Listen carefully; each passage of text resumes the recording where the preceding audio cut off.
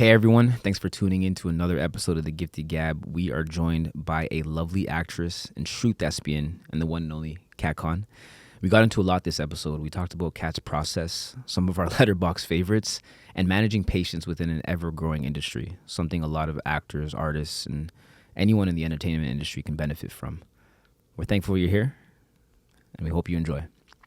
You are now tuned in to The Gifted Gab. Say one more thing. Hi, Andre. God bless you. Thank But you. then sometimes I get really excited. Yeah. Okay, there we And go. that's probably Yeah. Okay. I think we're rolling. We've been rolling. We're rolling. This Kat is not our Khan. first time. No, it's not our first time rolling. Not our first time. Won't be the last. Definitely won't be the last. Little gold man. That's the motto. We've been talking. Little gold man. Can you elaborate what that means for the No. audience? Yeah. You'll know. That's you guys. They'll know when they know. You'll know when it Eyes on happens. it. Yeah. Kat, man, what's going on? What's going on with you? Back in the city. Hi. Welcome. I know. I'm so excited to be here. I feel like I've been bothering you subconsciously about this, about having me on. Yeah. And I'm thankful that I am. Better late than never, you know. It's not Thankful. late. It's not late. It's not early, but it's, you know, it's right in that sweet spot there. Exactly. It's Yeah. been, I was just thinking about this. It's been like a year and a half Yeah. of knowing each other. Yeah, I met you. It was at TIFF 2023. Yeah, I keep saying this. Yeah, 2023. That was my first ever TIFF or Really? festival. Period. Yeah. Yeah, me too. Did you go right? That was my together? first film festival ever, yeah. Really? Ooh, that set the bar really high for us. That was my first festival season. That was like, yeah, there's a lot of firsts. Yeah. And did you do it together? Yeah. But we you were both already got- doing this podcast. We Oh, weren't yeah. doing. We were. It was this podcast existed, but we weren't doing it at that time. No, Did I tell you the story about how I met her though? I've heard it. I met her. So for people that don't know, I met her. I met you through a mutual friend at a TIFF party, and then the following day, I see you outside. You're having dinner or lunch, breakfast, whatever it may be. I'm across the road. I kind of Brunch. wave, right? I see you. I'm like, oh, that's Kat. I wave. This girl turns to me, looks back at her friend, turns again, lowers her eyeglasses. She has like these black dark shades, like Hollywood-esque. Lowers Real them. superstar shit. Yeah, real like No. glamorous. Lowers them, No. looks at me, puts the glasses back on, and just continues talking to her. I was like, oh my gosh. And this is downtown on King West, right? It's public. That's embarrassing. People are out there. This? Mid-tiff. No. Why would you Dirty do him work. like that? No, Dirty I work. didn't. Okay. We always tell this story because I don't think that we have the same belief about when we met. Because you say this story as if I was already supposed to know who you are. I thought we met at TIFF on a rooftop for the first time. No, that But was after. Yeah, that was. apparently- Remember that rooftop? That other rooftop TIFF. There's That's so the thing many with TIFF. rooftops. There's so Yeah. many So many rooftops and rooftops. so many functions and gatherings, and No. it's hard to keep track. That's what it was. My fault. But now we Nah, say it's no one's fault. It's no one's fault. Now my we say, fault. No, now I No. say it was. But the time and all, it was late at night, yeah, dark at Yeah. Soho. sure, yeah. That's why we wear shades too. Yeah, no, it's all good. But fast forward a year from then, you've done a lot since. We've all done a lot since, right? We collabed on Cycles. You're just in a new theater production, Erased. Let's get into that. I want to talk about that. Let's start with Erased.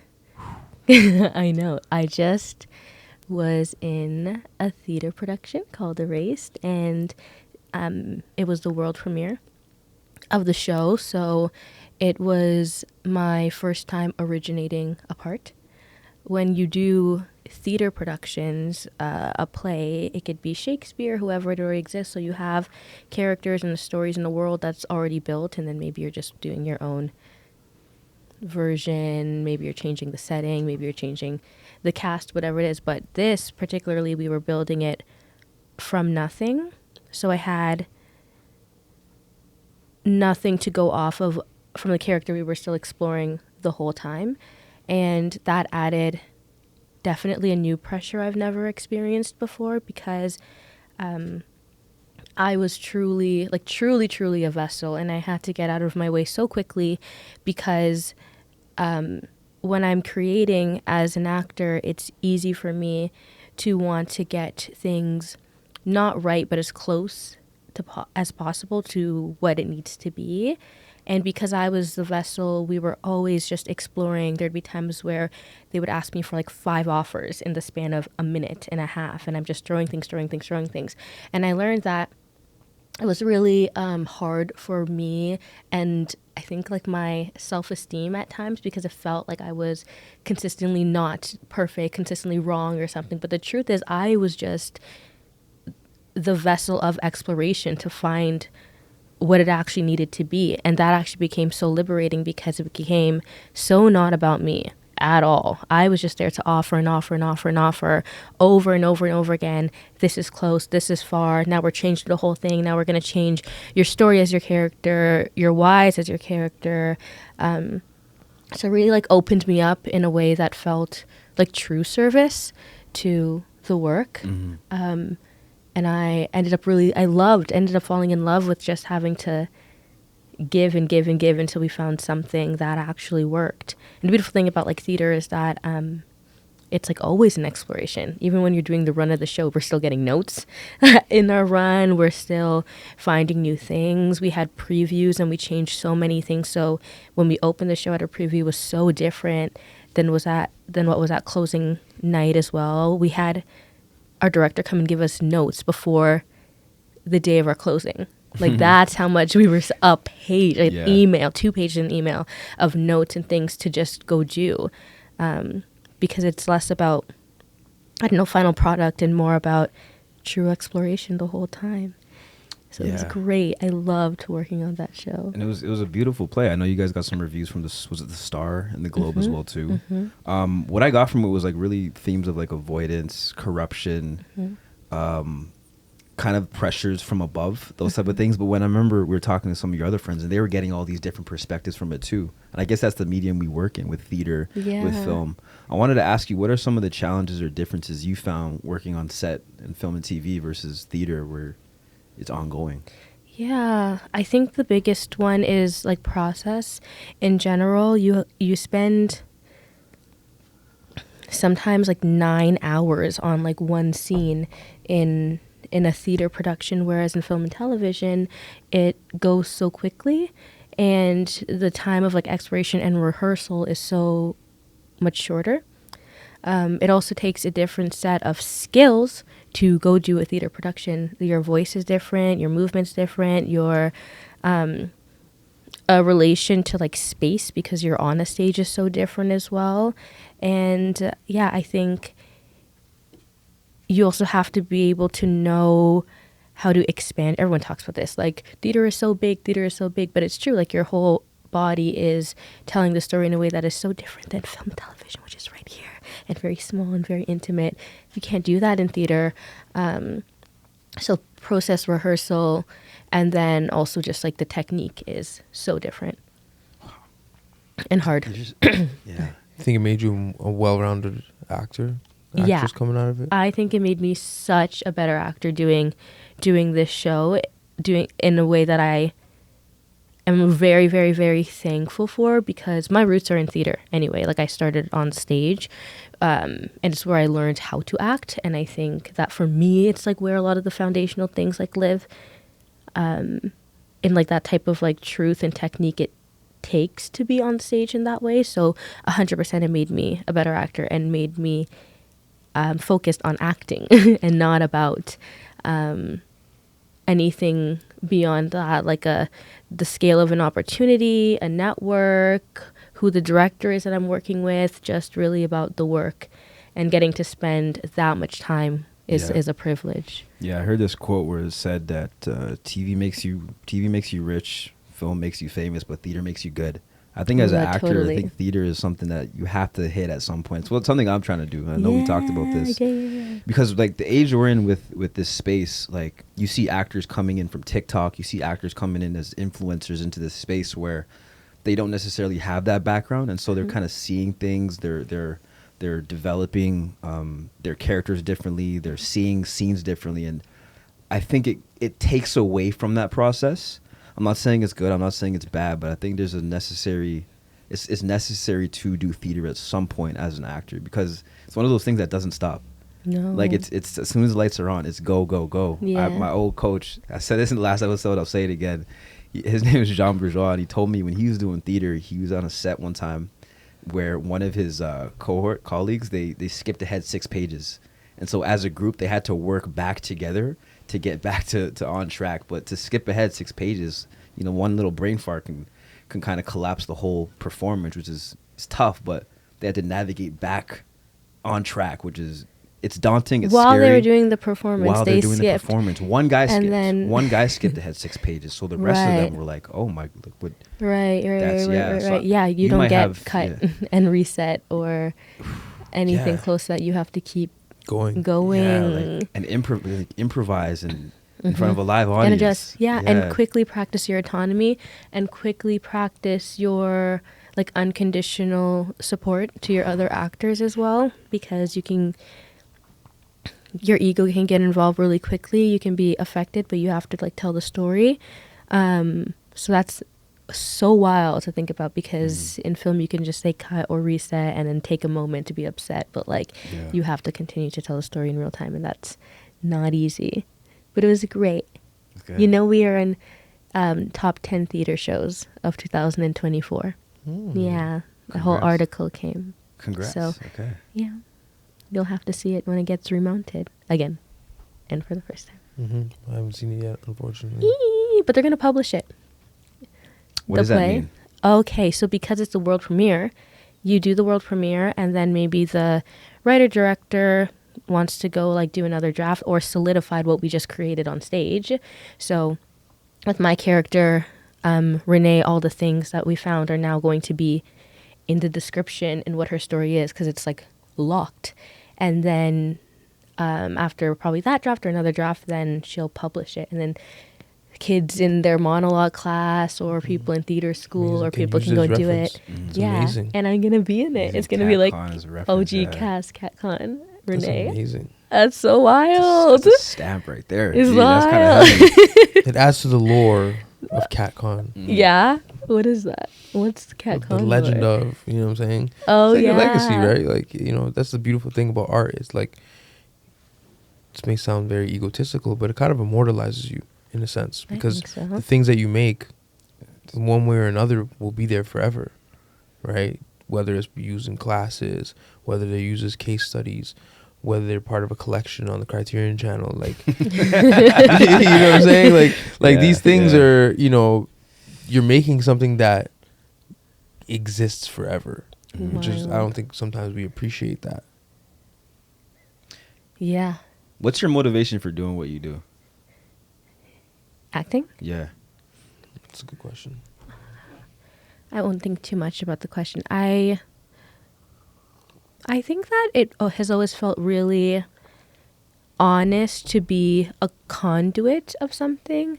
Like, it always has felt really honest to, as an actor, like, become the physical manifestation of someone else's vision. I've always have loved that enough to be performing as or creating a role or being the physical part, like the body of it. But the joy the most comes from being in service of something that is greater than me, greater than everyone, really. And I feel that in my relationship with the people around me, relationship with like my faith at the same time. So I just love being a part of something that is like way bigger than me. Like, I love being a part of something like so badly, and I feel like that's always been the through line. Like, when I work, when I get things, when I don't get things, I just want to be chosen so bad. Like, I want to be chosen, I want to be a part of something. I want to, I don't know, like, get opportunities to say something while figuring out who I am. That's the biggest thing. If I was a firefighter, if I was in the office, if I was anything else, I think that discovering the depths of who I am and presenting that would still trump everything. So, yeah, that's what I think.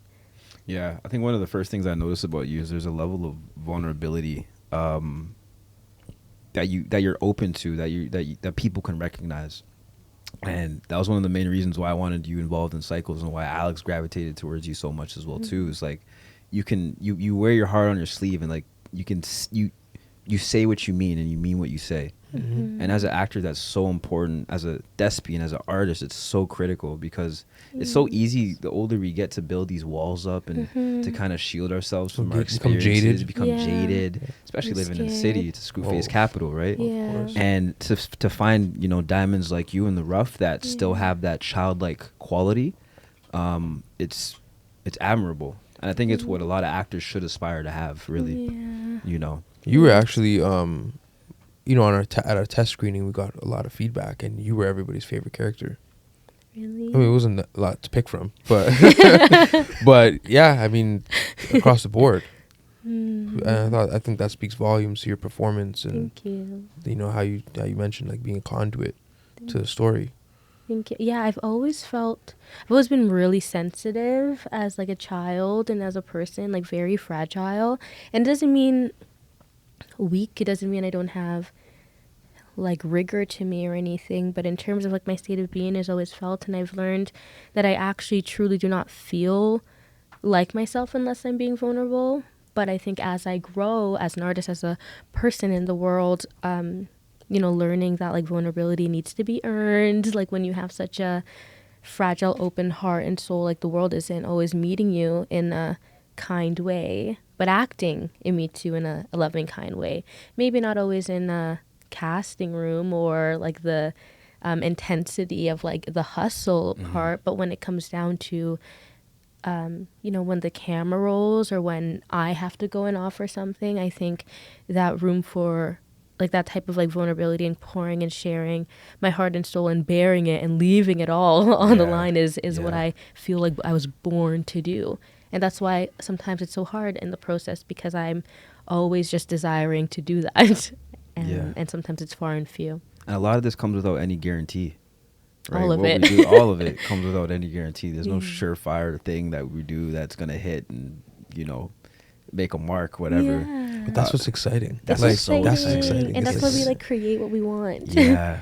It's beautiful. Yeah, because like clerk number 4 in like the TV show she's not bearing her soul too, but in our film, that's what that world is. So you just get excited that other people are like writing and then directing, creating the world for one that feels so familiar. So it means a lot that people were touched by my character, because it is relatable. Someone has to have the burden of bearing their soul in this work and showing all the nuance and leaving it all on the line, because you never know who that's gonna affect or Yeah. yeah. You have we talked about your writing background a bit.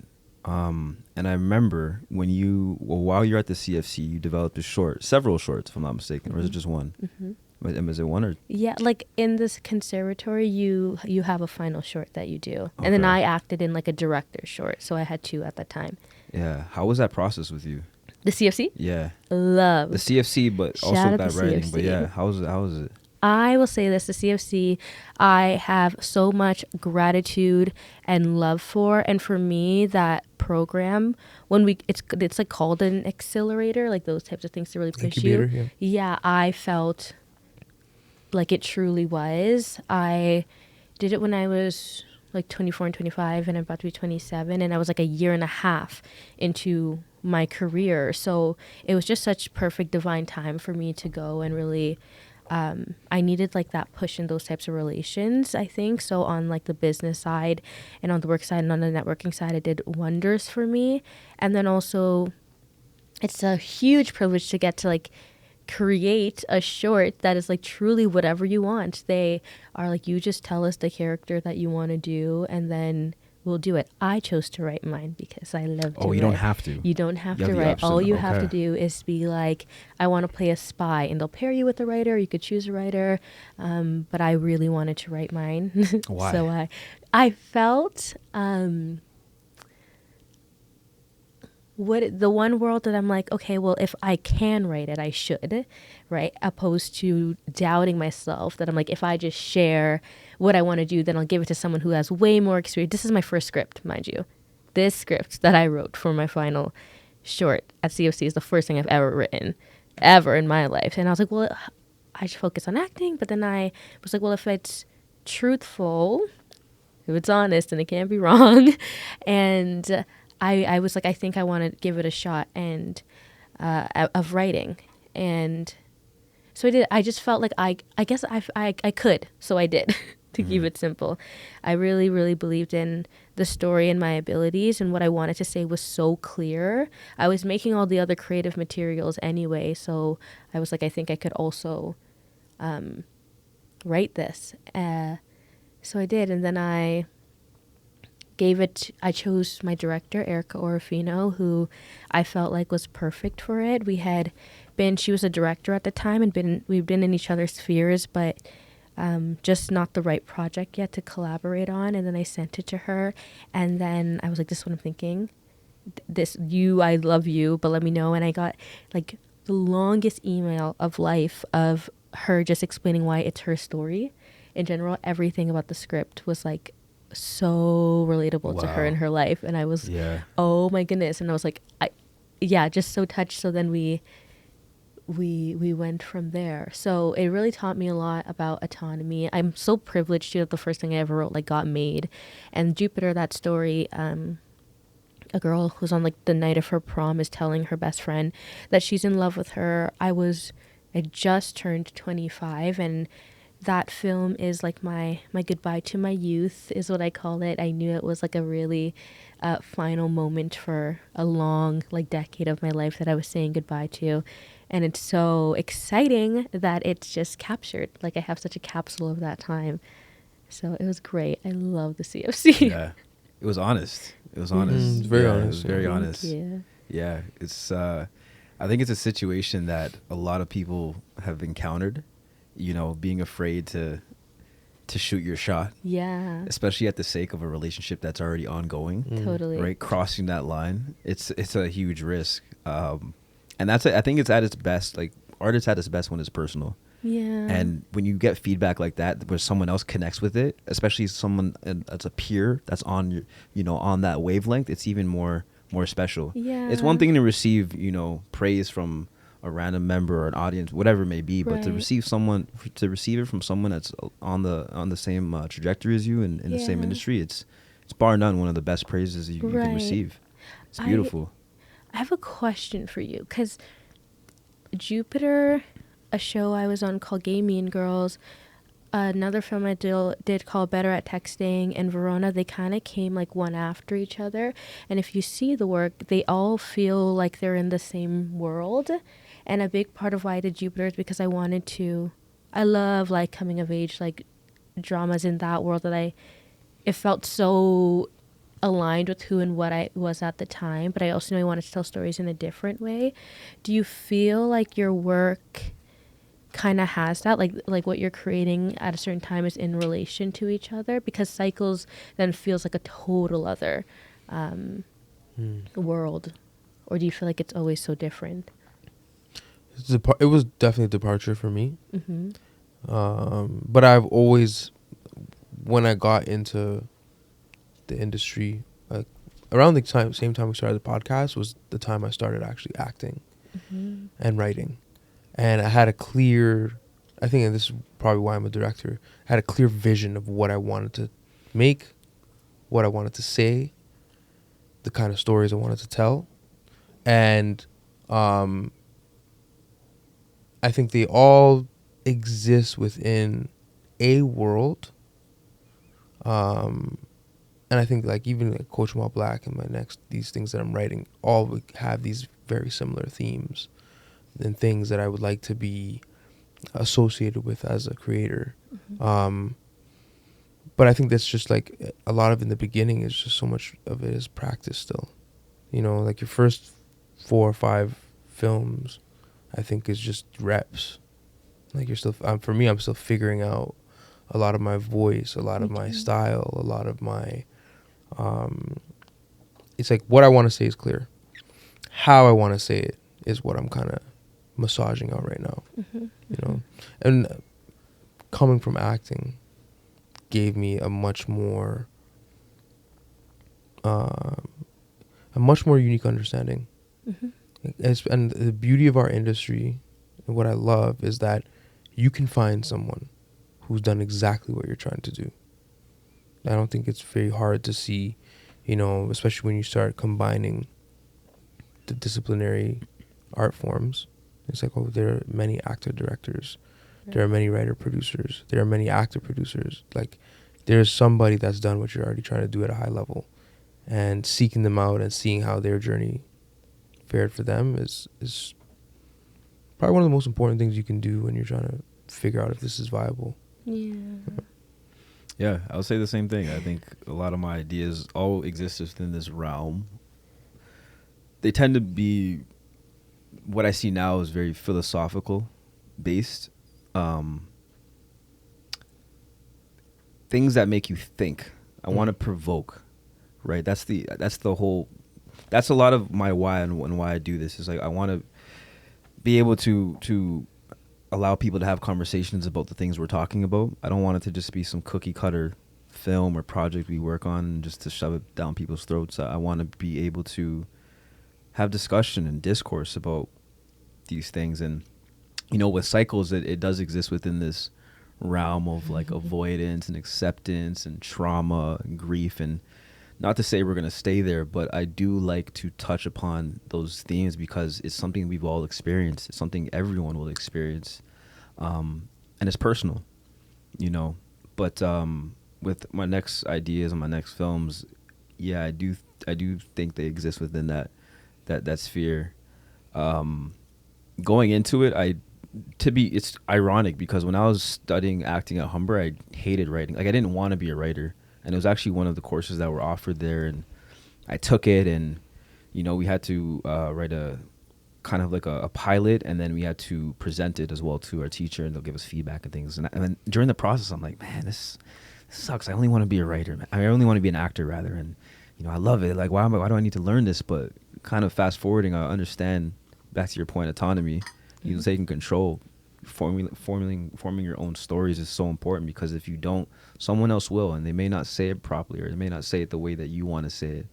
It's one thing to get feedback and refer to someone, but at the end of the day, you can give someone an idea and they could run with it completely different, and that's something I was kind of opposed to coming out, and that's why I do what I do now.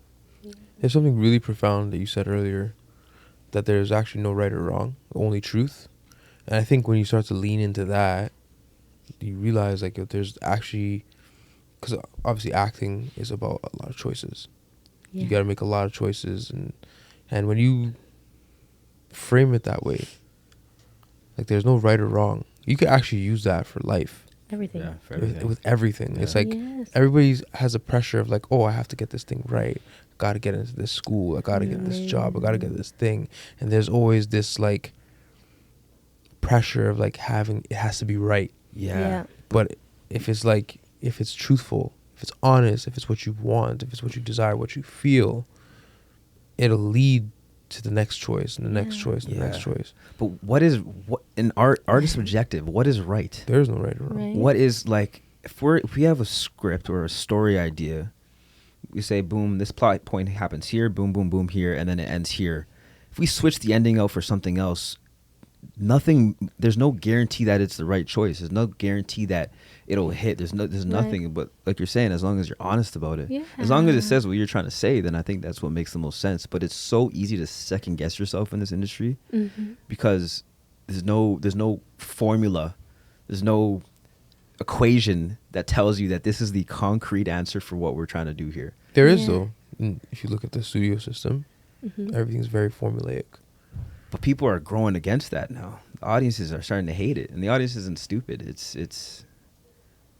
I think we're in a change now. We're in a huge revolution, of course. But you said like those formulas they've been tried, they've been tested. We see it all the same, but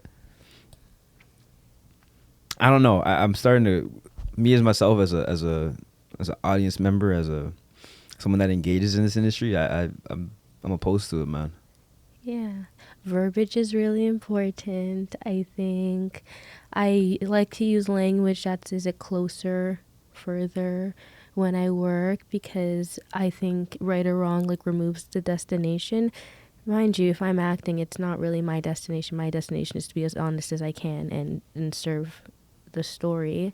But I think it is true about like just not no right or wrong, just honest is true in life. If I want to give my heart to someone and it's either I'm for you or not, but there is no right or wrong. I'm just honest. If it's any sort of relation, casting is literally, that's like auditioning all the time.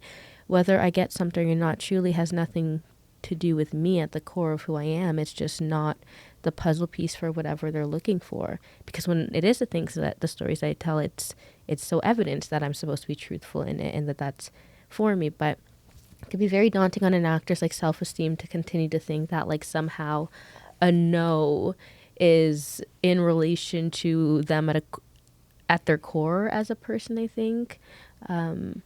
But yeah, as long as you're just being honest and doing honest work, and if you try to be right, then you are no longer being honest. So then, especially if you don't get that opportunity, it's going to like double down in like your disappointment, because not only were you not being truthful to yourself, you were doing something for that's not even honest or about yourself as well. So I think but I also think that you actually taught me this, like how audiences are becoming like so smart and they could just like smell BS, and you have to like be so honest in storytelling, or else like then people don't feel seen or represented at all. So Specificity, right? Yeah. Yeah. My friend says, shout out Drissa, that when he doesn't get something, it's just a bad business move on their parts. And he told me this like almost 5 years ago, and it has just stuck with me so much because he just doesn't allow like some sort of result to be deeply affecting him at his core as a person. Yeah.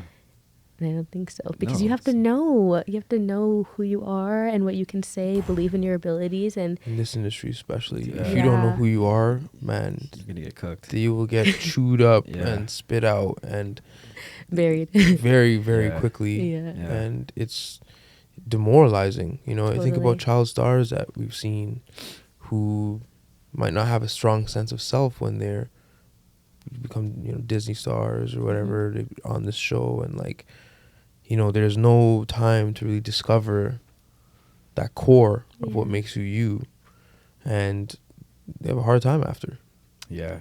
you know. Yeah, there's countless examples of that. Oh man, I'm just thinking about some of the Disney shows that like we all knew and grew up on, Yeah. and how many of them really have succeeded today and they're still acting. There's a few like the Zendayas, you know. But like, yeah, it's tough. It's tough starting at that age too as well, because they didn't have a chance to really grow and experience life. We were talking about earlier on an episode before where, you know, observing is such a critical part of art and living and just being in the world. And at that age, like, you're being surrounded by so much, you're being influenced by so much, and you're living a life that's not really normal. So to keep that up, to keep that trajectory up is tough. It's tough. So yeah. Yeah, I thought you guys had a really, really, this is complete sidetrack, but I was thinking about just like your guys' relationship on camera, you know, because I think a big part of like a scene working is the back and forth between two actors, and you know, there's so many like this industry is so fascinating because there's not a real way to teach how do you teach chemistry? You can't. How do you teach the reaction that you give him after he gives a line, or like, you know, I was thinking about like, wow, like there's actually no way for anybody to really say, okay, well, this is exactly what you're supposed to do after someone does something like this. Yeah. Everything is such a choice. But that also plays in part into your direction too, though, right? Like, you had different tactics and styles versus her, versus me, versus Sam on set, and your ability to adapt and speak to us differently. I think that just a lot of it comes down to listening too. I think you do a great job listening, and you could tell when someone's listening too. It's easy to work off of that. Of course, yeah, we did some things offside of set that was like, that helped out, like grab food, things like that, to develop that chemistry. So that always helps. But yeah, you can't force it. And that's what always amazed me in this industry is like two people coming together There's have magic never to it. that have never met each other. There's magic to it, and then bring this scene to life, right? There's something special in that we don't really talk about enough. Mm-hmm. You're a method actor, no? Mm-hmm. A little bit. Talk a little bit about your technique and what, everybody's approach is different. Yeah, and it definitely am a culmination of many things because I've done a lot of training, right? So opposed to just going to one studio and then it worked. Like I spent 4 years at York in a conservatory, like studying voice movement and acting, and that I got a lot of the classical foundations there. So it has, like I'm in those scripts breaking it down, and I know where the roots of acting come from.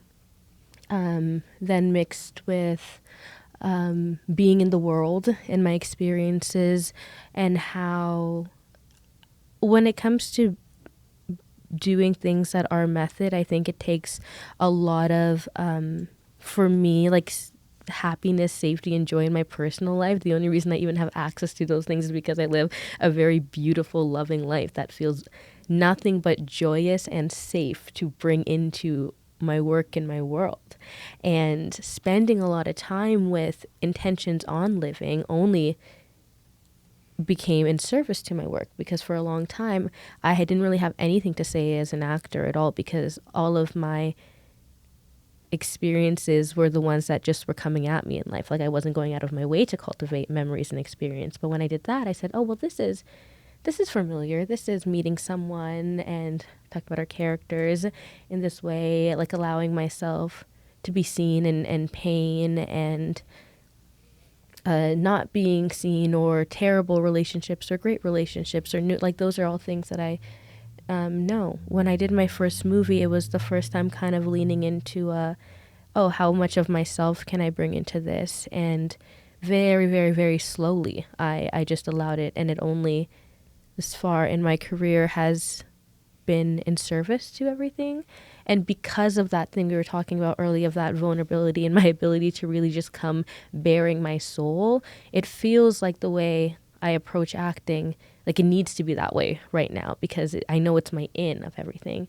But I trained with like the Lindy Davies technique, and her thing is all about autonomy of acting, like how actors at its core are the most abundant and powerful. And then I think that was my final missing link of really soaring as an actor, like now showing up when you come in and you're like, here comes the diva or whatever it is. Maybe it's just an actor who knows who she is and her abilities and things like that. Yeah. So it's like a culmination of many, many, many different things. Uta Hagen is my girl through and through when it comes to work, and then a little bit of like realness of myself as a person, and then some Lindy things, many, many. I don't think I've ever said any of that publicly.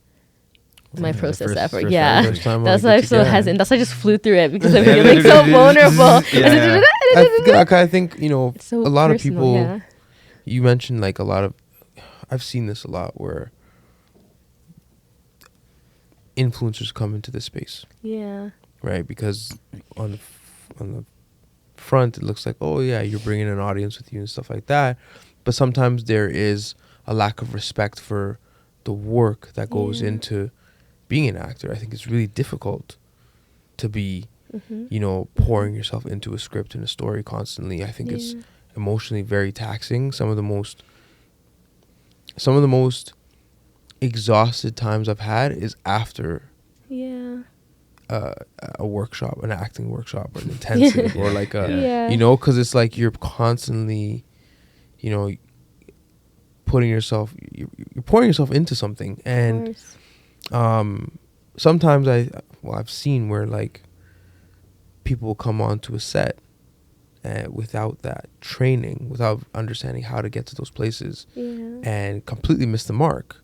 And it's not their fault. It's sometimes the ignorance, right? But I think for people who do want to become actors or actresses, hearing about your process and hearing how you're pulling from so many different sources is important. But it's also important to take into consideration you spent 4 years at conservatory. You spent another year with the CFC. I'm sure before you went to York you had been doing so I think that we were saying this last time, like 5 years at a job is 10,000 hours, Mm-hmm. right? So if you take all that into consideration, it's like you've been putting hours into this thing that you're, Yeah. you know, you're still early into your Yeah. career, but Mhm. you've already put in so much time and effort into this thing that you're I trying to know. do. I do feel that these days, like, and I think you have to grow your toolkit as an actor. I don't think it's enough to just like be able to get into the work in one way, especially sometimes doing an audition and I'm going to Meisner because I'm like, oh my goodness, like this is actually due in 3 hours Mm-hmm. and I just got it, and like the depth that's there, and so this tape is going to be like someone who is energized by something and they'll be able to see that, and then I'm leaning on different things because it's not enough to, I think, just be able to lean on one thing, but it's nice to also really be receiving my fruits, or just being able to trust that I can go to work tomorrow because it's been well over 10,000 hours, and I know, just starting to be on the other side of all of the work that I've put in, and I think I'm going to have another decade ahead of me of seeing what all that work has been so far, and I'm very thankful that I did it as early as I did in my life. I want to keep working though, because I could always be better. Yeah. What's so beautiful about your process is like you're an example of someone that has figured out their own process, figured out their techniques, what works for them, what doesn't. Back to your influencer comment, these guys are going into it with nothing, no real foundation about how to proceed with this craft. Yeah. Nothing against them. It's nothing against them. No knock to them. Yeah. Nothing against them, and it's going to continue to happen. Like they're important parts of the industry now. But I think because there's no one size fits all solution. What works for you may not work for me, may not work for him, but again, it works for you. And because of how subjective this industry is, it's important to find what works for you. It's important to find what grounds you. Yeah. You know, you'll get auditions with, you know, a day you have to practice with, or every times you're on set, or whatever it may be, because at the end of the day, those are the things you fall back on, and those are the things you rely on. Totally. Question for the CFC: How was that? Were they more? Was it more tailored to everyone? Like, was it a one side? Like, what was the experience there in terms of the teaching and the technique as an actor? Yeah, everyone was in such a different place in their career. The cohort isn't created for everyone to be like a whole bunch of emerging artists. Like, some people have been 2 decades like in the game in my cohort too, and I got to just like learn from those people. Some people had one thing in their resume, 50, like whatever it is, but ultimately I know there's what is it, it's artist wellness, so you meet like social workers and nutritionists and all of those things, and you have business, so you do meet lawyers and immigration, and then of course you have acting training, like many different types of training you do, and then you have like the creation, which is, you know, we're creating our shorts in that way as well. So no matter where you are in your career, there's something that you need, no matter what. So like some people maybe didn't need to like meet that casting director who came in to do a workshop, but then some of us did. So maybe some people needed an opportunity to be on screen because it's been years and they hadn't had that, and other people just needed more footage or whatever it is. So no hierarchy at all. Everyone is kind of on the same, because you're so small. It's 8 people. Like there's no room for that anyway. And you're like really going through this like rigorous program together. So yeah. It's beautiful. It's 8 people. You should do it. I see. You're next. No, I saw a talk. I think it was one of the CFC talks, and they brought back an alumni who mentioned they applied like 8 times. And they got in on the 8th, obviously, but now they made like 3 features. Yeah, she applied 8 times, and you know, every time, like, imagine getting, and that's a part of this industry, is about dealing with those no's, obviously. Yeah. But now she made a feature that I believe was just at TIFF this past year, right? You know, and that's her timeline. It's beautiful. Yeah. It's beautiful. Those no's will come, but yeah, 8 times is. 8 times is so. It's kind of wild. 8 times is 8 wild. years. You waited 8 years to get in. Yeah. Maybe she knew. Yeah, I think everybody's path is different. You know, everybody's 8 years is crazy though. 8 years is 8 years is kind of crazy. You're not doing 8 years? You tap it out 8 after? years is crazy. I mean, at what point, like, after like 3 or 4, you have nothing to really lose. Just Yeah, I think you have nothing to lose. I always am, you know, as a filmmaker, I'm always under the proponent that like you have to kind of sometimes take your future into your own hands, and just make whatever it is that you want to be in. You know, sometimes Well, yeah. waiting for that cosign is like, Well, yeah, you guys are at the forefront of that right now. yeah. Wouldn't you say? Wouldn't you say? I'd like to think so. I like to think so. I'd like to think so. It's my greatest strength and my greatest weakness is that I have no patience. Oh yeah, yeah. But I also have a lot of patience. Elaborate on that. I have, You gotta I elaborate. have no patience. Sometimes you gotta call this guy over. So No, elaborate. I have no patience with waiting for someone to give me something. Right. I'll just go out and do it myself. But then I have a lot of patience with like the process of something. I'm like, the reason why we started this podcast is like we were actually so obsessed with other people's processes, and we wanted to get a deep dive into that. And so it was like, okay, the best way to do that is like sit them down and get them in front of a microphone, and get them to talk about it, you know. And so I have a lot of respect for process. I just don't have the patience for like waiting for like a cosign or like waiting for someone to say, oh, this is good. Yeah. You know, sometimes you have to kind of just like get that ball rolling up the hill yourself, and then then people will come and help you get it up the hill. Yeah. And it's hard being patient. But I think that the slow and steady, like, it's the place to be. Yeah. I've decided. Well, this is one of the things you get better with time, right? It's unlike most industries, especially with sports, where like you have a clock, you have a limit, and once you pass that certain age of 23, 24, it's kind of downhill. Yeah. Us, it's like we only get better. We only gather more experiences. We only work with more people, develop relationships, and it makes the project that much better. That's what I love about this. That's why I'm similar to you in the way of like, I don't want to wait for a man to give me that green light or that okay, that go ahead. But in terms of the process, it's like once you're there, it's like, okay, we could take our time with this. We can, you know, we don't have to skip steps. We can, you know, cross off X, Y, and Z, you know, all that. And once it's just about getting to there that I hate waiting. Once I'm there, I'm good. I'm calm. So. Who are your inspirations? God, Taylor Russell, my dad, Andre Yu. I made a cast list. That's Whoa. crazy. That's very heavy. That's Top five. heavy. Top five's heavy. You know, Top five's heavy. Letterbox'd, like your top 4. It's Ooh. like Cycles, number 1. Is it Bones and all waves. Shout out And Waves, man. what's your documentary? Coach While Black. And Coaching While Black. That's my Letterboxd top 4. Chill cat, man. We gotta get. Appreciate you, man. I think that's what we need. What? We need a Letterbox sponsorship. Ooh. I have to tell, hey, what's going on? What's going on? Could be right in the corner, like right over there. Come on, man. Let's talk. Let's You know what talk. I mean? Somebody at Letterbox. Let's talk. Hey. I leave my reviews, guys.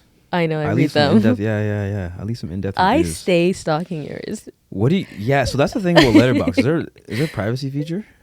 Why would you want that to be private? Why do you want someone to not see what films you watch? How do you follow him? I think I follow. Have you Yeah, seen yeah, it? I follow. Yeah.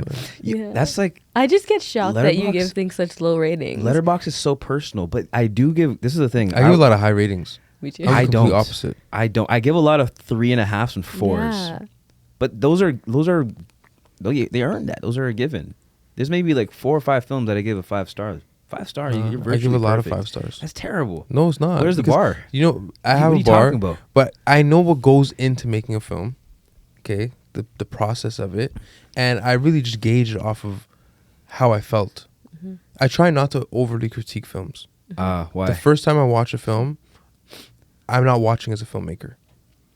I watch as a member of the audience. Mm-hmm. The second time I watch, I will overanalyze. I will start to look at those things. But when I'm watching a film for the first time, I'm not thinking about, oh, that's a great shot, or that take could. I'm not ever, yeah. because I know how hard it is. There's a little bias involved. It's not biased. I just know how hard it is to make a film. I think for me it's those are like 2 different sides of my brain, where it's like if I'm watching something as an audience member, it's so tough for me to kind of step back and just to appreciate it, because there's a part of me that's like, okay, that was fantastic, the lighting there is insane, that writing was crazy, that was like 10, like there's a part of me that's always like gathering information, like it's like studying in a way. Yeah. But then another side of it is like, okay, taking the time to just enjoy it, to not Yeah. put those pressures on. That's another thing that is important. And so that's why I give a lot of 5 stars, because I go off of how did I feel throughout this film. What 5 stars do you got? I got lots. Talk If to I me. genuinely enjoyed sitting there for 2 hours watching the movie, Yeah. and I have no qualms or like I have nothing bad to say about the film, it'll get my 5 stars. Nothing took you out of it. See that? That's it. That's if nothing Take- took you if out nothing of it. took me yeah. out of it, and I was in there, Yeah. and I'm like, See, yeah. I can have there's films that haven't took me out of it, but at the same time, there's just something about it. I don't know. It just wasn't provoking enough, or it wasn't entertaining enough, or there's a 5, bro. 5 star is a high regard, bro. No, 5 stars star, like I took you're something handing away them out from like the it's film. biscuits, man. You know, it's 5 stars. Like, did I take something away from the film that made me Fair. a better human being? A better Yeah. person. Okay. Yeah. Yeah. If a film does that for me, Give me some okay, examples. okay. I'm just kind of curious. Right now. What's your I wanna- what's your I'm letterbox done. top? Yeah, I need for? this my stop. letterbox top 4. Yeah. My letterbox top 4 is Close Up by Abbas Kiarostami, Boys in the Hood, Okay. John Singleton, The Departed Yeah. by Martin Scorsese. John Nicholson. What's my last? My 4th. It's kind of crazy.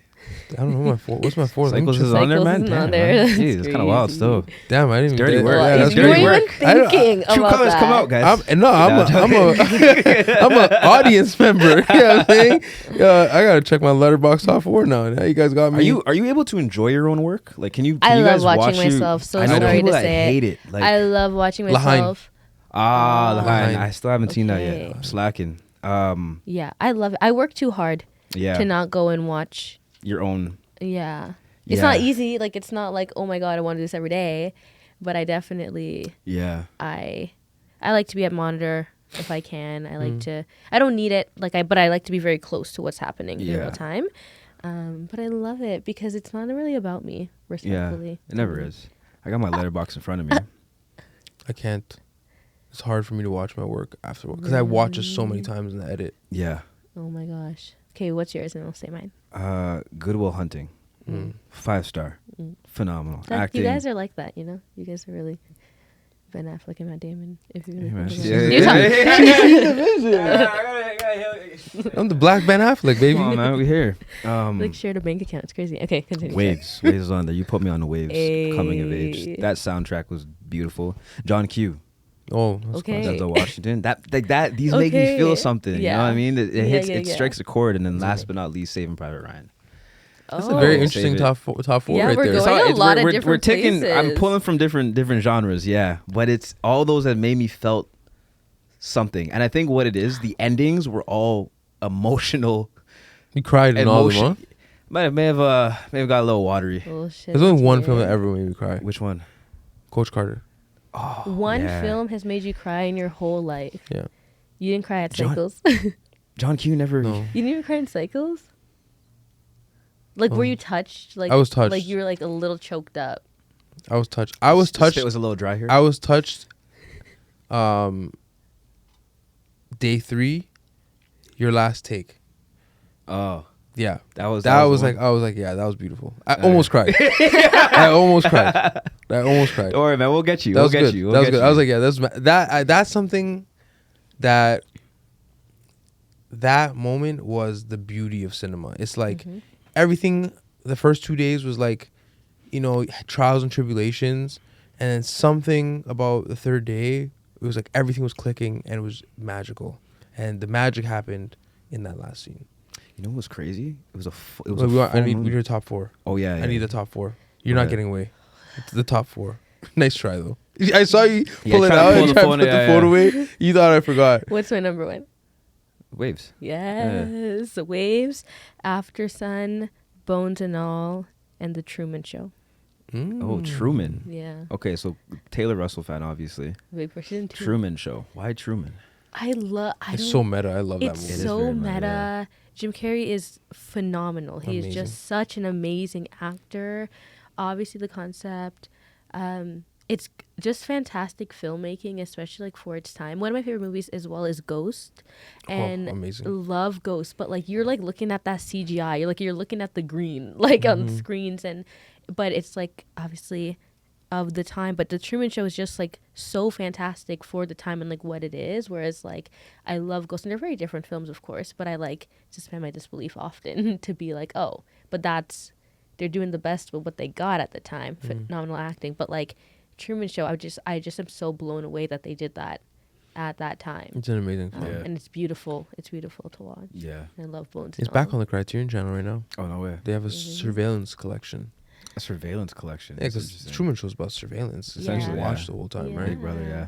Yeah, that's such. I It was, watched His it, performance is just everything. The Yeah. range is nuts in Yeah. that. and it's such a departure because Jim Carrey is a comedian. We know him as a comedian, Yeah. and the Truman Show was such a. That's a great pick. That's a great 4. Great 4. Alex Strong. approved. Mhm. I judge You people got the based on the stamp? movie choices. That's 100%. Oh, we know. But that's where when we talked about Letterboxd, it's one of the most vulnerable things I think you could find out about. I someone. I wanna You be ask judged. someone about their Letterboxd on a first date, you might as well ask them about their body count. Hey, What are we doing here? Hey. No, we I'm are serious. sex positive around here. That is Thank you. All right, we're it's not doing it's that. like it's like Tumblr. It's like Tumblr in the 2000s. Like it's super personal. I think so. It's very personal. I think so. You know what I mean? I think so. What can you find out about someone from their Letterboxd? You can find out everything. Everything. Well, you can find out they obviously like. what type of critique they are. Nice. Apparently, I'd be giving out 5 stars like biscuits. Me 5 too. stars like biscuits, man. Me It's too. crazy. But also low key, if I don't like it, I don't rate it. No, that's horrible. That's not see. good. No, Wait, that's see. I that's thought it was not a safe honest. space. I thought it was a No, safe that's space. not I was okay. safe space. I thought it That's was a not safe okay. space. What are we doing here? I Okay. literally just log it. Like if I don't have Do like a anything. one. And Do yeah, you give the those, heart? You don't give the heart? Like the like? You don't do the like either? No.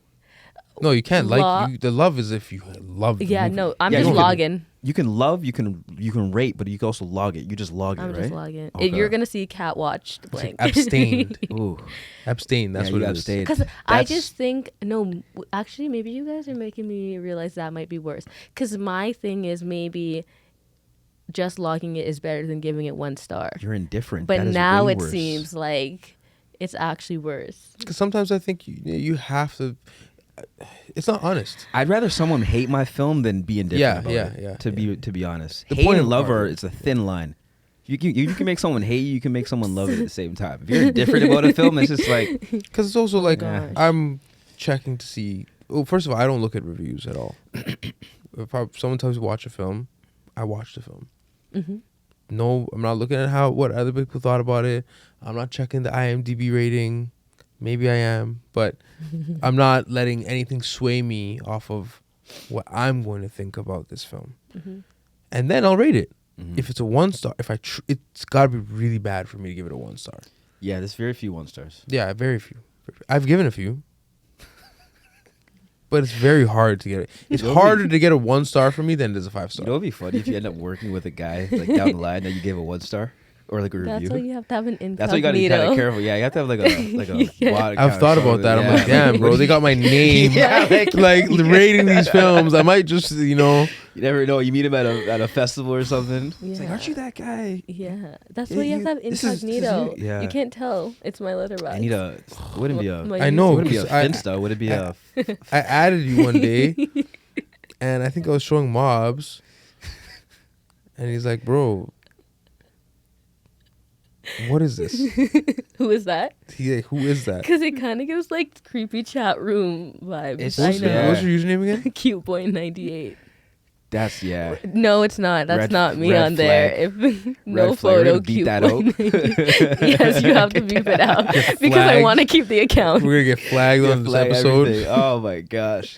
That's Yeah, crazy. because cooked. Ayo, I We're already told cooked. you. He said, "What is that?" What is that? I For remember this see- reason, so I could be in peace. It was Yeah. so You suspect. could hide behind it.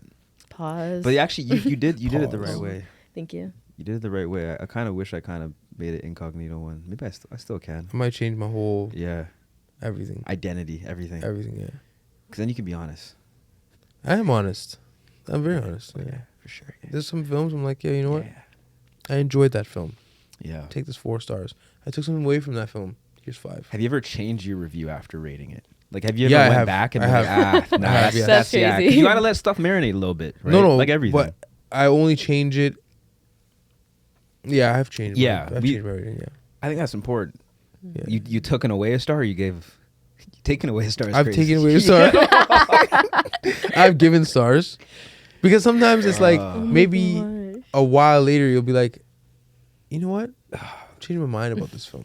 Because sometimes a film will live in your head Yeah. later, much longer than you expect. Mm. And you see something from it and you remember what you felt when you watched that film. It's like, okay, here's a start. You know what it's like, bro? It's like it's like going on Instagram and you feel like a girl's pic. It's like take it like that.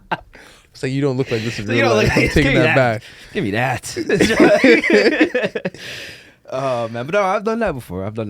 I think it's important. I think it's important to keep your letterbox updated, like most things. You got to refresh it. I gotta update mine. It's been a while. Yeah. I'm still not at the point where I'm like, right after a movie, I go straight to my letterbox. I should be. That's the I best need part. to get that. Yeah. I'm in that theater Yeah. seat, not leaving. And I'm looking at my thing. I'm like, I've only have like 200 something movies watched on here. This is not Yeah. nowhere close. I mean, you said who's doing one movie a day? Was it Tom Cruise. Tom yeah. Cruise watches one movie a day. Insane. The bar is there. And that guy's one of the best actors of all time. Like, But how do you do it.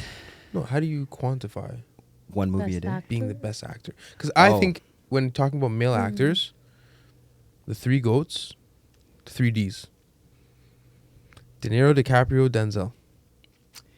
So this is, you said this the other day. If we're saying DiCaprio, we have to also say Nicholson. Why? He's up there. He's up there. He has a credible track record. He does. He's worked with some of the best directors of all time. I'm thinking strictly about what you've delivered. Like influence. What do you? What have you delivered I think his on performances. Yeah, The Shining, Mm-hmm. The Cuckoo's Nest, Mm-hmm. Departed. You mentioned Departed is in your top 4. Like it's gotta mean something, right? Yeah, but Departed is star-studded. Yeah, you it's got one of those, like, Matt ensembles. Damon, you got Leonardo DiCaprio, you got Anthony Anderson, you got Jack Nicholson. It's directed by Martin Scorsese. Yeah, It's really cat and mouse. yeah. Like it's a classic, in my opinion. And my top 4 letterbox, you can see my inspirations Mhm. when I'm making films. Like, Lahain, I think, is groundbreaking, but a very problematic film. There's a lot of controversy around the director and how he stumbled upon the story and him not paying the writers and the actors and stuff like that. Boys in the Hood, you learning Yeah. as a black man, I think it's That's critical. I think Very, every very black crucial man should film to that, watch. yeah. And then Close Up is like one of those meta films that's like, I think it was one of the first films they called like a hybrid film, where it was like, it follows this guy who pretended to be a filmmaker, and like, Mm. it's obviously a narrative, but then the second half of the film is the court case of like him getting caught, and he's sitting in trial and saying why he pretended to be this famous filmmaker. And then it becomes a film about the love of art. It's nothing about the maliciousness of him trying to steal somebody's identity. It's like he's just like so in love with this art form, and you start to feel sorry for him Yeah. because he's like almost as if he didn't realize his dreams as an artist. I try to feel pity for him. When was this made? This is 80s, 90s? I think it's 90. I want to say like early probably late 90s. Yeah. I don't know. Yeah. I think there's something to say about like very old school esque films. Like I watched 12 Angry Men the other day, and it's essentially just a play. It's like a theater play, but the way it was shot, the way it was delivered, very dialogue heavy. But I'm like, oh my goodness, this was like the language was so pedantic. It was so advanced for its time. And I appreciate that during that age, because they took their time with their words. They're not just saying fluff or just saying anything. It was really Sidney inspirational. Lumet is great director, but that film is Yeah. problematic because in no point in history would you have a jury of 12 men. Yeah, that's It's crazy. impossible. It's really Never, crazy, yeah. not even when 12 white men. 12 white men, right? Yeah. So, Well, Yeah. great film though. Letterboxd, baby. We need that sponsorship though, real shit. We need that sponsorship. Now I'm talking. Yeah, We now need I'm that like, sponsorship. got a couple calls. It's kind of wild, yeah. Oh man, Cat man, what's going on? So February 20th, One Night Out with the Gifted Gab. We have that coming up. We're gonna be showing Coaching While Black, Cycles, of course. I'm so excited. Live podcast after. I'm excited too. A what? A live podcast after. With who? Me? Whoa. You? Wait, what? TBD. You guys don't tell me. Can I cuss on this one? You guys don't tell me anything. Wait, cut. You guys always do this. You guys always do this. And then you go, oh, Kat, you're so integral. Here's a producer credit. Whole time. Give him all like biscuits. Yeah, Just, you have one. you literally do. Wait, okay, go back. Okay, wait. It's so funny to talk about Boys in the Hood because you know what I tell Andre and I every day? What? That I wanted to be this generation's Angela Bassett and Lawrence Fishburne. And I think we really can be. Yeah, absolutely. I'm here for Don't that. you think? Little gold Why man. not? Little Gold Man. Little gold Little man. gold man. We'll get They're you like that, man. besties who, just worked together a bunch of different times and then became better actors. That's all I'm yeah. saying. That's Yeah. the key. That's the key to this. That's really all it's about. You just keep the same cohort of people together Yeah. Yeah. and make stuff over and over again. Yeah. That's what We're not- Tarantino And pray you does. grow together. It's And the same actors. Spike Yeah. Lee does the same Spike Lee. thing. Yeah. Yeah. Okay, wait. February 20th, February 20th, close to my birthday. Thursday. This is my birthday gift. Do you realize? When is your birthday? February Valentine's 4th. Day. I think. Oh, it's like six days after. No, that's not a Valentine's Day present. That's A birthday present. a birthday present. It's the same day. You brought up Valentine's Day. Because it's on Valentine's Day. Your birthday's on Valentine's Yeah. Day. What kind of friend are you? Can we edit that part out? No. Wait. Keep that in. Wait. But yeah, My birthday gift. Yeah. I'm so excited. yeah. I'm really Royal excited. Cinema on College. For those who are listening, The evening. evening. Yeah. I think people are really going to like it. I know so. I know so. But I wanted to ask, what's new? What's up to you? Like, what's going on? After Erase, are you kind of taking, like, we're in 2025, you're kind of taking this time to, are you developing anything? Is there anything in the works? Yes. I did Erased, and then it was the holidays, and I, like, reflected and allowed myself to be like, who am I? Where am I at now? I don't know what I'm allowed to... NDAs? but Yeah. that's not beneficial. So let me edify. I am going back to movie world, and I'm really excited. I've been really, really wanting to go back to feature films and hopefully run in those as long as I can. I'm never going to say no to being on stage. I love it so much. And I think if I can continue to do it, whenever that presents itself, it will keep me sharp and honest. You and I are going to work together again very soon. We're like mid-January. Mm-hmm. It's around the time's corner. flying. Time's ticking. And cooking, growing, Mhm. learning, a lot of ease. That's a lot of ease now. I think I was so like holding on so tightly, and now I am working and releasing. So Just letting go. lots of things that I've been filming over the year. You forget that they have to come out in the world. Yeah. Yeah. Starting with us. It's true. Yeah. It's crazy. I was saying yesterday. I was saying it was like we haven't released cycles yet. It's delayed Yeah. gratification. It's crazy. Yeah. Major delay. Major delayed. Something we Okay, shoot an hour ago. Not Oh, man, maybe not major. Major delay. But is just like, yeah, huge. you added It's that. been You years. added that major kind of. It's major crazy. delay. You emphatically said that. Like, let's just dim, It's been dim that so down a little long. bit. I have But Cycles coming out, a film called 14 that I executive produced because it's in my production company, Second Adolescence. That's going to come out. And then I did a movie that has yet to come out. And then we'll keep working. Little Gold Man. Little Gold Man. For those within the audience, where can they find you? You can find me at _CatCon on Instagram. And that's really it. Okay, fine. My letterbox is CuteBoy98 if you want to follow me on there. It's not incognito I anymore. wasn't gonna say it, but hey, No, don't. Bleep it out again. you're putting too much work on our editor. What's going on? Sorry. Who's your editor? Did they edit? I'm so sorry. Yeah. But no, lot that's of kind of sorries. it. Just Instagram right now. Yeah. Not really too present. And what? Nah, Kat, you killed me, man. both you guys killed me, bro. What did I do? Yeah, I did like you nothing, killed man. me too, bro. We Shut can that. never be serious. Shut up. So you guys are setting a man. terrible example on set. Oh, please. We have set etiquette. We There's follow work ACTRA. If you're to be listening, done. if you're watching, we follow your rules. I promise you. These guidelines were strict. We're, you know. Enough horseplay. That's literally. Oh, man. I guess, man. So many great stories. We So can't many be. great I stories. know. Do I'm like, whoa. Do you have any great stories from I cycles? remember talking about the third day on set. It was a full moon that day. Whoa. It's crazy. The film's titled Cycles. Whoa. Full moon And cycle. yeah, and it was the most spectacular. It was the most beautiful day. Everything went according to it. It was. I'm so glad we took that because I remember the day prior to we had to stop midway through production. I remember this guy. He pulled me aside. He's like, I'm looking at the clock. He pulled me aside. He's like, yo, bro, we got about like six, 7 more shots left to go. The sun's coming up, and you know, as a filmmaker, like the sun's like either your worst enemy or your best friend.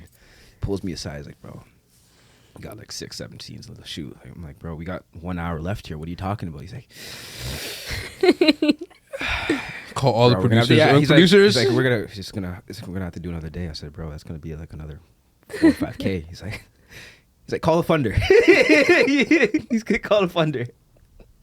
And then we brought all the producers, and then we had to have I don't think you were in that circle. I think you were still like in the character. But we had a meeting Working. outside, and we were like, yo, are we gonna do this? Are we gonna try to extend? Or are we gonna try to force everything and crunch everything in day 2? And I'm a studio's worst nightmare. You are. you ever see those You memes are. with I think it was with no, it wasn't Shutter Island. It was DiCaprio. He's about to go on Inception. He's about to go on a flight, and the guy behind him, DiCaprio's like, "Are you sure this is possible? Is there a guarantee that this can work?" And then it kind of puts a meme over him as a director, and then the guy in the back is the AD. He's like, "Oh, just stop! We can't get this shot, man." That's literally And- what happened. Yeah, so that's really what we were going through, and I'm glad. Thank God, I'm glad we did that because day 3 was smooth sailing. My producer It was brain so knew. fun. Yeah. My producer brain knew there was no didn't. way we are gonna do it in 2 days. When did you know? From when we first had the conversation, which is why I said let's have a third date just in case. Yeah. I always Insurance knew. policy. Yeah, it was a I good always insurance knew. policy. What did we do it in 3 days? Yeah, it was We 3. did 3 days. Yeah, That's wild. Director brain was like, Wow. we'll try. we'll try. Producer brain's like, Said, no way. There's no way it's possible. nah. I was actually optimistic we can do it in 2 days. I was very optimistic.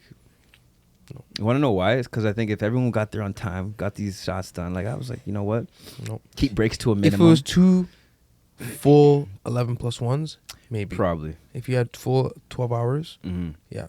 That's another thing. We too. didn't have 12 hours. We were doing 6. So essentially, yeah, 6 hours a day, 18 hours. No, Yeah. the first day wasn't 6 hours. First day was longer. Yeah, first day was like 10. Yes. First day We was were up 10. till 5 a.m. Yeah, that first day was. You interesting. went home early. I was Yeah. asleep. We said, yeah, we'll do your shots. That's a producer in there, man. It's like, yeah, we'll get your shots done early. Indeed. Thank you. Wrap up. Hey. Take some treats on your way out. How's craft and catering? Fantastic. Thank you. I literally was like, there's this super niche little snack. Let these guys know, man. Yeah, let the audience know. You hear that? When you're working with Alex and Andre, When you're working with Alex and Andre, You get fed. you're fed. it's great craft. Great Great craft. services. Get fed, get paid. If I paid, bare your soul, your best work. I think it's some of our best work. Yeah. Well, it's mine. It's mine to date. So Really? yeah. Okay, then it's Yeah. my best work. It's definitely my It best was- work. Don't change it like a like a letterbox rating. Like Yeah, just stand, yeah. you know what I mean? Just stand. Just shit. What are we doing here, man? No, I am really excited. You're one of my favorite people in the entire world, I appreciate and who you, I've yeah. ever worked with. I can't believe now you're like, we're literally bonded siblings. Can you believe that? I appreciate that. Honestly, It's so wild to think. it's like a year ago from TIFF till now. She didn't even. Growth. She acted like she didn't know you. She acted like you didn't know me. Now we're bonded siblings. She gave me a. I didn't. Okay. No, I'm talking I trash. didn't I'm talking know. trash. I'm talking I didn't trash. know. I'm talking trash. Or but did no. I? Wow. And then we worked, and now we're like our lives are quite intertwined. Mm-hmm. Yes. Yeah. Do you talk about faith on this podcast? Yeah, absolutely. Yeah, like I think we it's go to God. church Yeah, together. yeah. We hang out. We have mutual friends. Yeah. I like call you in my times of needs. I think that's important too, to have that. Like, I think within this industry, it's so easy to get rocked and to Yeah. get swayed when you don't have something kind of as a foundation Concrete. Yeah, You I always know? wanted a brother. I always Yeah, I wanted. got I wanted an older sister. You're younger, Oh. but you'll have to do so. You guys are like my children. Oh, don't do that. Don't. Hey, whoa, hey, we're bleeping that out too. Nice try. Nice try. Try to slide it in I there. feel like a proud dad. Nice try. You should. No. Okay, one more What? thing about Are you cycles. I'm really nuts? excited because. Keep going. What were you saying? Yeah, are you hearing this, bro? Are you nuts, bro? Should go over there and sun this guy. What's wrong with this? Yo, what's wrong with Caleb, bro? What's going on with Alex over here, bro? Mind if I stop this podcast Hey, right hey, now? What is hey, wrong yo, with you? hey. What's wrong? Yo, what's wrong with my guy? Your yo? sister has something to say. Hey, bud. hey. I'm nothing. Son? No, I'm keep going. taking it back. Keep going. What you say? I think that I think that people are really going to be impressed or affected by, of course, the production value because it's there, but about the performance. Like, I cannot wait for people to have more feelings or opinions about the acting, good or bad or honest or whatever it is, because I'm just so excited to put a short out in the world that like gives so much space to performance, because Yeah. you could have emphasis on so many different things in a short. Particularly, it could be very evidently a proof of concept or very evidently about the production value or cinematography, whatever that is. But this one, I think it really is about story and acting, and that's why I'm a little nervous about it to come out Nervous? Why you because I nervous? know it's like zoning in on that, which I just happen to be a part of. You know, I think it's greater than the sum of its parts. Yeah. Yeah, I think we put something together. It's beautiful. It's resonant. It's honest. And as you said, if it's honest, You All can't three be wrong. performances were yeah. incredible. Yeah, shout out Sam Sam. came in that and just Sam freaking stole the started show. cooking. Yeah, you did it. You did it. You just, what'd you tell him, man? He came to me and he's like, "Hey, man." He's so professional, so I cool, so love calm. Sam. She's so And he talented. came up to me and he's like, "Hey, man, like, can I improvise?" I said, "Give me 3 by the book and then go crazy." You don't go crazy? Yeah. Yeah. Yeah. Because I'm like, I know you, because you wrote it, and I have a lot of respect for a writer's vision. As much as I am a director, and it's a lot of people be like, well, it's your vision. It's like, no, you wrote it a certain way, you see it a certain way. Yeah. And so I didn't know. Sometimes when a writer writes something a specific way, they want that line delivered exactly how it's written. So I'm like, give me 3 by the book, exactly how Andre intended, and then you go crazy. And we end up using a take that he wasn't even on in the frame on the take. And at first when I was watching it, I'm like, oh man, can't use this. He's not in the frame. And then I sat there and I'm like, no, hold on a second. This works. And that's the magic of filmmaking. Yeah. It's like you might not intend for it to work that way, but you look at it with fresh eyes and you're like, you know what? Actually, this makes the film much better. Those happy accidents. Happy What's accidents. one thing you guys learned with this experience making cycles that you're going to take with you for your next projects? It's a deep question to layer. Think about it for a second, but could be anything.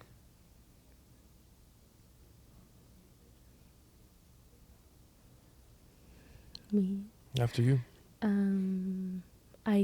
I really believe it's being in service and just how to serve you, how to serve you particularly. Like, I feel like most of my work was just figuring out how I can like show up for you while doing my job, and that is my job, but how to show up for you and to understand the nuances of what's going on in the day and in our worlds, and how to help you get to where I think it also needs to be.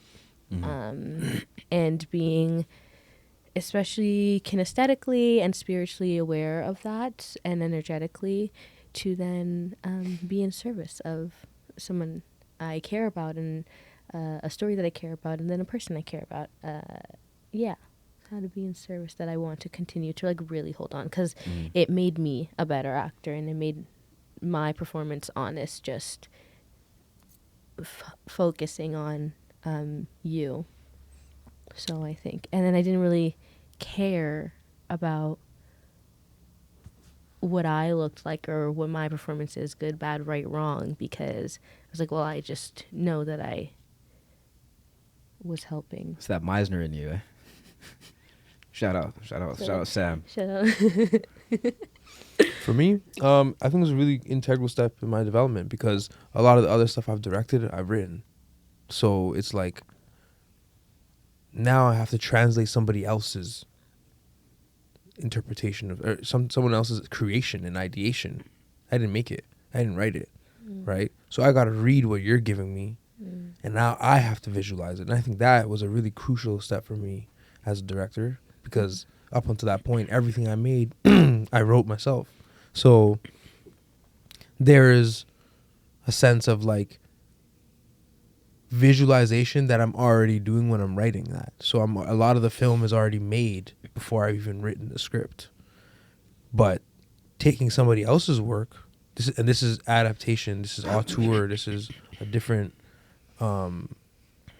school of directing where I have to take what you've given me and now I'm adapting it for the screen, right? Because whatever is on the page is just on the page. How it translates to the screen is a completely different story. And so that I think was a very new space for me to be in as a creative. But I really appreciate it and I appreciate the opportunity. It was great. Yeah. Of course, I appreciate you guys both. You know, you guys both brought a uniqueness and an experience to the set that I think a lot, not only myself, but a lot of other people appreciated. You guys really set the tone from the jump. You know, I remember when we're developing that, Alex, me and you were spending a lot of time together day in, day out. And I could see your process as a director that I haven't seen before. Because this is really, I think, the first time I've worked with you as a director on a narrative. And it's a whole different experience than, of course, working in a documentary setting. And when I'm seeing your process, I'm seeing your notes and, you know, the different beats and different angles you're choosing. I'm like, oh, okay, we're good. We're taken care of here. Were you worried? Cycles is in good hands. No, I wasn't worried. I wasn't worried. Scary. To be honest, there wasn't a part of me that was worried. It was just interesting for me to see that that process, you know, up front. And I'm glad of the product and how it's become. So, yeah. I think it looks incredible. Yeah. I'm biased though. Of course, but just bias. I watched it and I'm like, yeah, this is fucking really. It's just different. Yeah. I've seen a lot of shorts. I mean, this guy watched shorts a lot because we're like, you know, got to make a couple of these. You got to watch some, right? And so there's something very distinct about the performances, the story. I think sometimes everybody's trying to compact. Yeah, and then we talked about this too, about like the different types of shorts. Like there's shorts that are situations, which is just like a slice of life about one time frame within this arc of a story. And then you have a story, or a short rather, has a beginning, middle, and end. And that's essentially what Cycles has, is it's a complete arc. And it's the most challenging thing for me as a writer was establishing that in this short time frame, right? Giving these characters these motivations and these secrets and these needs. You know, and that's why I'm so happy. I'm really looking forward to developing a feature down the line alongside of this guy. So, we're already developing a couple. Yeah, we're already developing a couple. We'll talk. Yeah, we'll talk. Well, you always say we'll talk. We'll talk off camera. We'll talk, and then we do. Yeah, we're talking right now. So, give it to me. girl's first dibs. We need an option agreement. That's the case. I think we basically have one. We gotta bring some funding our way. What's going on? Wait, is it first? What's the first look? First look agreement? Yeah, but like the actor version. That's what I have. That's definitely a thing. First look agreement. I signed a 5-movie deal with you, is what I'm hearing. Cycles included. Love you. Alex, I don't know what she's talking about. Oh my god. She's talking about Y'all house wanna aggression gab- production. gab- y'all know- Talk about Gamble Lab. That's, Yeah. that's it. I don't know about all that, but yeah, well, I'll get my people to talk to your people. How about that? Fine. My people's just myself. But yeah, we'll figure it out. Anyways, Anyways. You guys heard it here first. February 20th, one night with the Gifted Gab. CatCon will be there. in attendance. She'll have her pen with you guys. If you need the autograph, she'll be ready, front and center. Yeah, February 20th. It'll be an exciting one, guys. Looking forward to having everyone out, the community out, Toronto out. It's gonna be beautiful, and this will be one for the culture and one for the Gifted Gab as well too. And you guys are a part of that. So, on that note, any last words? Thank you both. I love you both. You mean so much to me. Thanks for having me and for sharing time and space and energy with me. Anytime. Thanks. Of course. Thank you. Anytime. On that note, you guys gotta make it freaking awkward. There's no bare silence. You can never be serious. Bare silence. I You can, was- you can never wear horseplay, suits, man. Enough You can horseplay. never wear suits, man. Just like no that. funny business here, man. Just like that. We gone.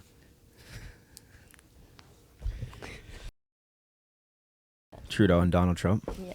Okay. That's my favorite topic. But I so know. it's fine. I watched your show. Just billions and billions. Billions and billions.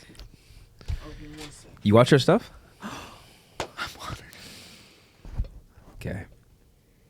Let's get serious, guys. Let's get serious. No laughing. No Oh, laughing. sorry. Okay. All right.